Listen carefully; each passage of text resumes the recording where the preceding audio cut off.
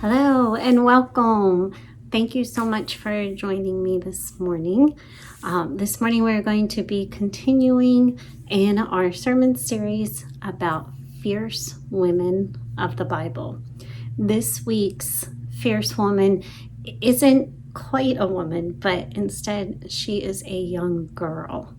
This young girl that we are about to meet did amazing and extraordinary things. She is the slave girl of Naaman.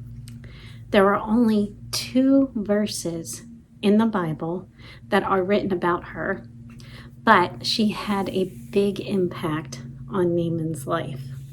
This young girl was taken from her parents in a time of war. She was brought to a new country, taken into a new home, and forced to adapt to a different religion and customs. She was no longer a little girl. She was now expected to be a young woman who served others. She was probably taken to the slave market in Damascus and sold to whoever was willing to purchase her. That person was the king of Aram. This young girl was appointed to be the maid for the wife of Naaman, one of Aram's greatest commanders. Naaman was a great commander, but he also had leprosy. Leprosy is a skin disease that was highly contagious and had no cure. Taken from her family to a far-off land and forced to serve as a maid, this young girl did the unimaginable. We're going to read from 2 Kings chapter 5, verses 1 through 14. Naaman, commander of the army of the king of Aram, was a great man and in high favor with his master, because by him the Lord had given victory to Aram. The man, though a mighty warrior, suffered from leprosy. Now the Arameans, on one of their raids, had taken a young girl captive from the land of Israel, and she served Naaman's wife. She said to her mistress, "If only my Lord were with the prophet who is in Samaria, he would cure him of his leprosy." So Naaman went in and told his Lord just what the girl from the land of Israel had said. And the king of Aram said, "Go then, and I will send along a letter to the king of Israel." He went, taking with him 10 talents of silver, 6,000 shekels of gold, and 10 sets of garments.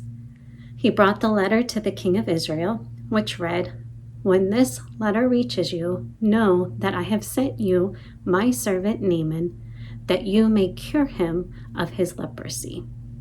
When the king of Israel read the letter, he tore his clothes and said, "Am I God to give death or life, that this man sends word to me to cure a man of his leprosy? Just look and see how he is trying to pick a quarrel with me." But when Elijah, the man of God, heard that the king of Israel had torn his clothes, he sent a message to the king. "Why have you torn your clothes?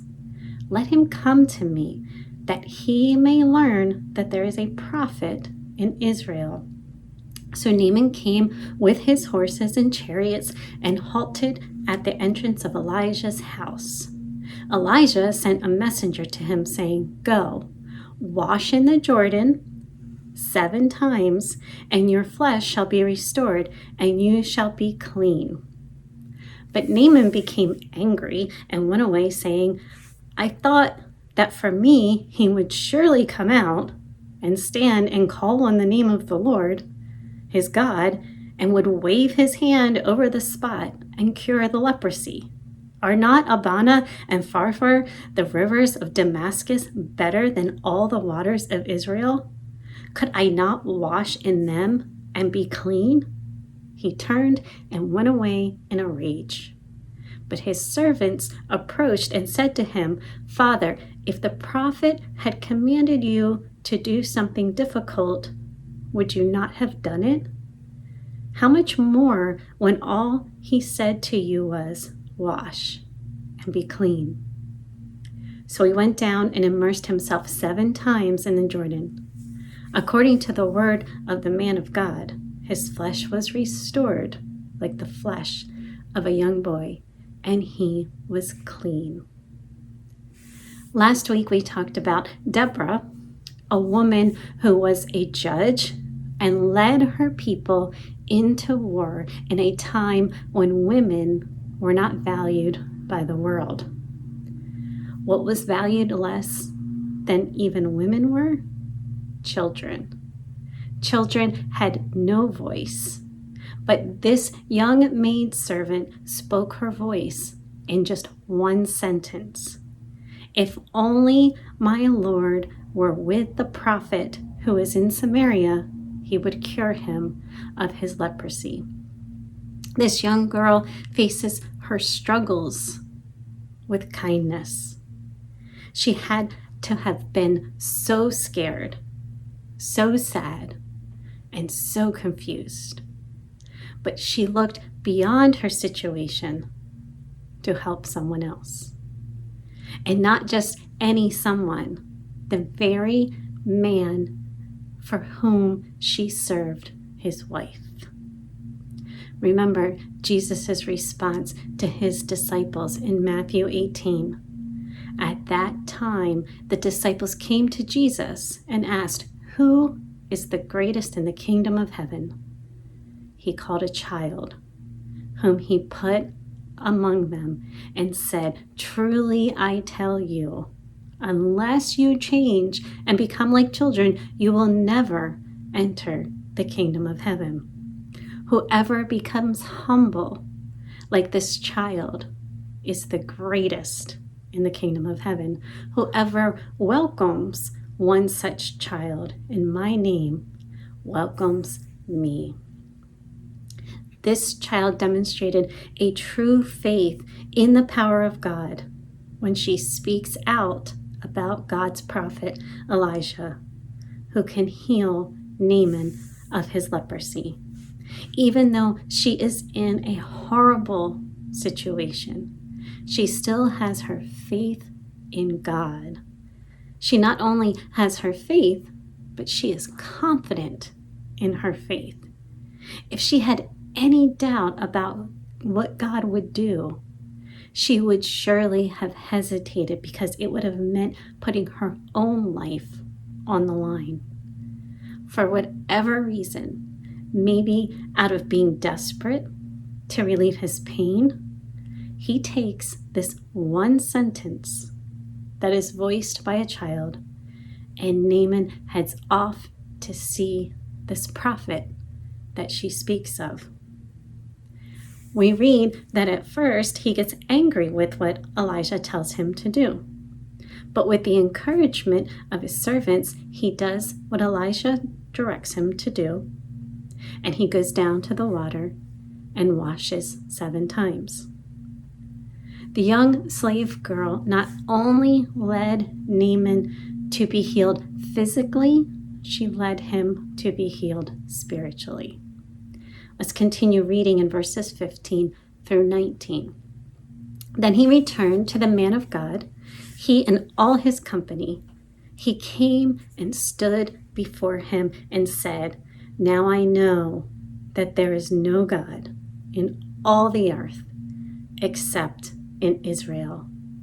Please accept a present from your servant. But he said, As the Lord lives, whom I serve, I will accept nothing. He urged him to accept, but he refused. Then Naaman said, If not, please let 2 mule loads of earth be given to your servant, for your servant will no longer offer burnt offering or sacrifice to any god except the Lord. But may the Lord pardon your servant on one count. When my master goes into the house of Rimmon to worship there, leaning on my arm, and I bow down in the house of Rimmon, when I do bow down in the house of Rimmon, may the Lord pardon your servant on this one account." He said to him, "Go in peace." The great commander Naaman sees the power of God, the God of his enemy, and he acknowledges him as the one true God. Despite the fact that Naaman has led raids against God's people, God shows mercy on him. If we read a little further in 2 Kings chapter 6, verses 8 through 23, it says, "Once when the king of Aram was at war with Israel, he took counsel with his officers. He said, 'At such and such a place shall be a camp.' But the man of God sent word to the king of Israel, 'Take care not to pass this place, because the Arameans are going down there.' The king of Israel sent word to the place of which the man of God spoke. More than once or twice, he warned such a place so that it was on alert. The mind of the king of Aram was greatly perturbed. Because of this, he called his officers and said to them, 'Now tell me, who among us sides with the king of Israel?' Then one of his officers says, 'No one, Lord King. It is Elisha, the prophet in Israel, who tells the king of Israel the words that you speak in your bedchamber.' He said, 'Go and find where he is. I will send and seize him.' He was told, 'He is in Dothan.' So he sent horses and chariots there and a great army that came by night and surrounded the city. When an attendant of the man of God rose early in the morning and went out, an army with horses and chariots was all around the city. His servant said, 'Alas, master, what shall we do?' He replied, 'Do not be afraid, for there are more with us than there are with them.' Then Elisha prayed, 'O Lord, please open his eyes that he may see.' So the Lord opened the eyes of the servant, and he saw. The mountain was full of horses and chariots of fire all around Elisha. When the Arameans came down against him, Elijah prayed to the Lord and said, 'Strike this people, please, with blindness.' So he struck them with blindness as Elisha had asked. Elijah said to them, 'This is not the way, and this is not the city. Follow me, and I will bring you to the man whom you seek.' And he led them to Samaria. As soon as they entered Samaria, Elijah said, 'O Lord, open the eyes of these men so that they may see.' The Lord opened their eyes, and they saw that they were inside Samaria. When the king of Israel saw them, he said to Elijah, 'Father, shall I kill them? Shall I kill them?' He answered, 'No. Did you capture with your sword and your bow those whom you want to kill? Set food and water before them so that they may eat and drink, and let them go to their master.' So he prepared for them a great feast, and after they ate and drank, he sent them on their way, and they went to their master. And the Arameans no longer came raiding into the land of Israel." We don't know what happened to Naaman after his experience with God and God's power. What we do know is that because of a little girl, his life was changed forever. Doing the kind thing is often difficult when you're in an undesirable situation. That is what sets fierce faith apart from faith. Forgiving when it hurts, sharing our faith when no one wants to listen, and making time for all who need God are ways we can do the kind thing in difficult situations. truly, I tell you, unless you change and become like children, you will never enter the kingdom of heaven. Whoever becomes humble like this child is the greatest in the kingdom of heaven. Whoever welcomes one such child in my name welcomes me. Amen.